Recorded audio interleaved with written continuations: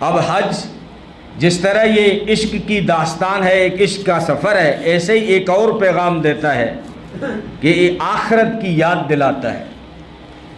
تھوڑا غور کریں گے لگے گا پورا سفر جو ہے آخرت کی نقل اتار رہا ہے۔ انسان جب قبر کی طرف جاتا ہے تو سلے ہوئے کپڑے اتار لیے جاتے ہیں، حج کی طرف جاتا ہے تو سلے ہوئے کپڑے اتار کر چادروں میں لپیٹا جاتا ہے، مردے کو بھی چادروں میں لپٹ جاتا ہے حج پہ جانے والا بھی۔ یہ احرام کفن کی یاد دلاتا ہے کہ انسان آج تو مختلف زیب و زینت والے لباس زیب تن کر رہا ہے، ایک وقت آ رہا ہے کہ تجھے صرف چادروں میں لپیٹ کر روانہ کر دیا جائے گا۔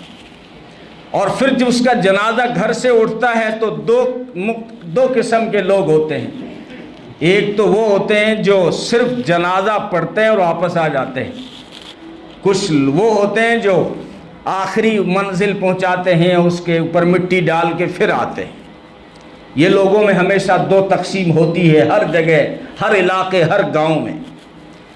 اور جو حاجی جا رہا ہے اس کے ساتھ میں جانے والے بھی دو قسم کے لوگ ہوں گے، ایک صرف اسٹیشن تک جائیں گے ساتھ میں، دوسرے وہ ہوں گے جو خاص قریبی ہوں گے، وہ ایئرپورٹ تک جائیں گے۔